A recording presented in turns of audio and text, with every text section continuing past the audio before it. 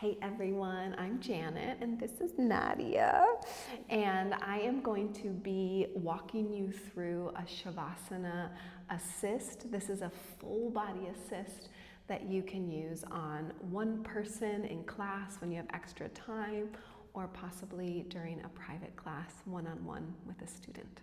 So you can come and lay down.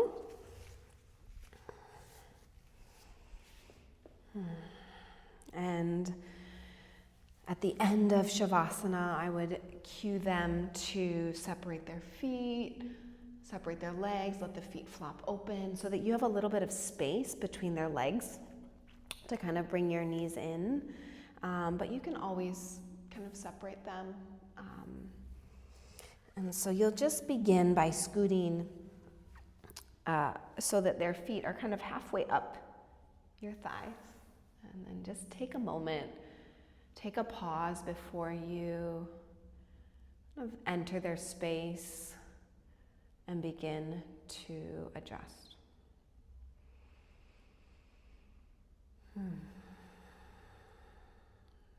just slowly make contact. Maybe the tops of their ankles. You can work your way up, squeezing their shins, their calves. And you're just kind of finding lots of surface area, finding a good, strong fit. And you can make your way to squeezing the arches of their feet, kind of palpating through all the metatarsals, those bones in the foot. Maybe massaging the heel or circling around the ankle joint. And then I love to hook the thumbs underneath the ball of the foot and kind of give it a little pull. And then you just start to find this quality of water where you're just rocking the legs kind of side to side. You can use quite a bit of energy to do this. And this really helps them to soften and relax and release tension. And you'll slowly cup their ankles. You kind of wiggle your fingers underneath, find their heels. And I love this like bouncing motion, right? A little bit of motion when you're holding their weight allows them to relax that little bit more. They're slowly letting go, moment by moment, and then you just rest their feet to your lap, and then move the hands so that you're cupping the tops of the foot and your fingers grabbing the arches, and you just start to lean back. And then a slowly press and a lean forward. And so as you pull back, you can see the whole spinal column move into flexion, and that little push. You lean the weight forward, the chin lifts moving into extension.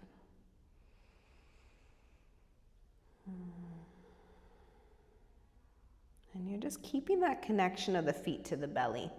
It'll help them feel secure rather than releasing the belly away. It just feels a little bit safer for them to be relaxed and to be held.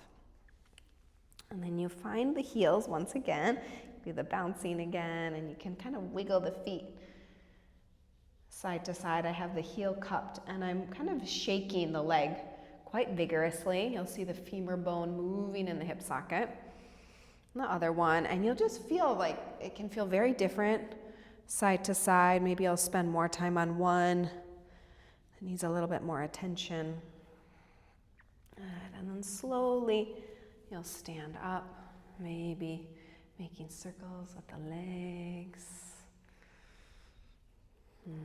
And then step one foot forward, so it's like in line with their knees. And you'll hook the tops of their feet. I turn the toes in, hook it on the top of my butt, and then I take a little lean back. Chest is nice and proud so that your spine is upright. My right leg straight, my left knee's bent. And I'll slowly unhook, bring the feet together. And then you're gonna slowly lower your left knee down by the hip. My hands are really grabbing the ankles so that they feel secure. And then I drape the shins, the lower leg, on top of my thigh. And my thigh is right up into the back of the knee crease. Nice and secure. Right foot on top of the left. And then I press the feet down and the pelvis lifts. You can see there's a little bit of a gap between her pelvis. And then I just start to rock side to side. Just inviting in that water, that motion, that kind of fluidity. And if you need a little bit more, your hand can, move their hip a little bit. Again, if they're tall, you can lift your heel to get their pelvis lifted so they're not on the ground. This only works really when their pelvis is lifted. And then I'll slowly lower her back down. And then I take a little lean back, and the legs are nice and secure in my hip crease. My hands come to the rib cage. And again, the qualities of water. So we're moving side to side.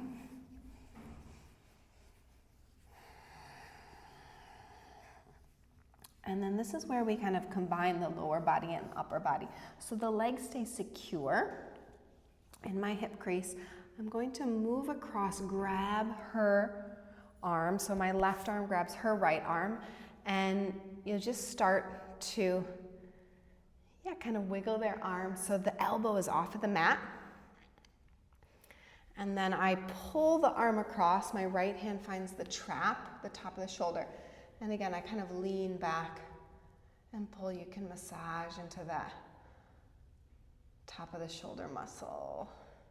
And then my hand will slide around the back of the shoulder, grabbing the shoulder blade, and you just gently slide it down and release their arm. The left hand comes and hooks the top of the shoulder head, and then you can slide your hand out underneath.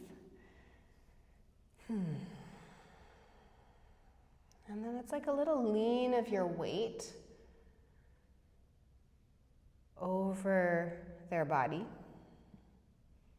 So rather than kind of being away from the body and pushing, it's much easier energetically if your shoulders are on top of theirs. And maybe just working your way down the arm.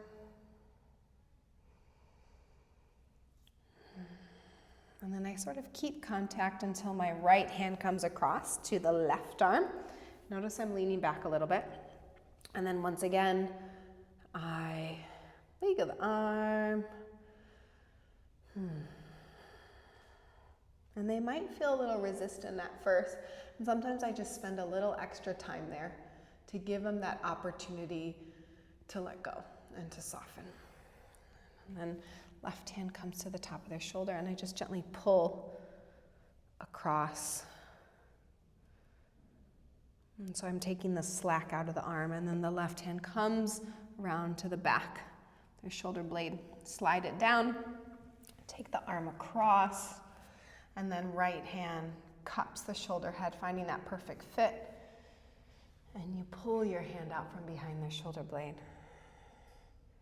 And once again, you can lean forward. Feel that weight there. Working your way down to the hand. And then I kind of push the knees into the chest. And then releasing the legs, you can do the little Toro again. And you just sort of, I bring in a little bit of movement on my way down to the mat. It just helps them relax and give their weight to you rather than kind of gripping. And then you just make your way. I keep the contact all the way to the top. And I like to stand for this at first. So my shoulders are on top of theirs, and I'm just using my body weight.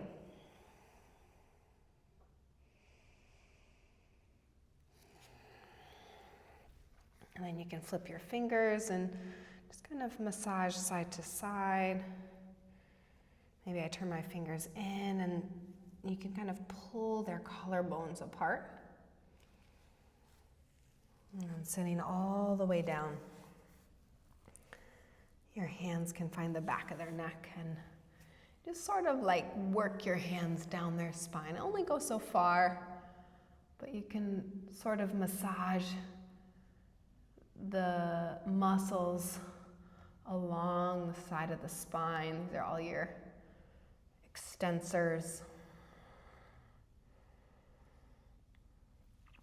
And then a beautiful thing to do is to just lift up their head, bring your pinkies together, and cup their skull, like you're just cradling it. And simply hold them. You could even hold them for a minute and they might even forget you're there.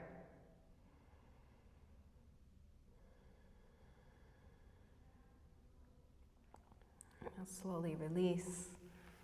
Try to upright the spine as much as you can throughout. There'll be moments where you can't, but the best you can. You kind of find comfort in your own body, and then the hands, the thumbs come to the middle of the eyebrows, massage along the tops of the eyebrows, all the way down the jawline. And again, middle of the forehead, down to the cheeks. And then to the hairline. It's really nice. Then you can take your peace fingers, and I take them around the tops of the ears and just start to massage. And you can massage their skull. And then I just kind of work my thumbs along where like a middle part would be all the way to the crown of the head. And then take your pointer fingers and place them on the sternum. And take just a breath here. And then you'll just slowly release on the exhale. And just take a moment with them before you leave the space. So there's just that kind of grounding, calm energy. Taking a breath. And there you are. Enjoy.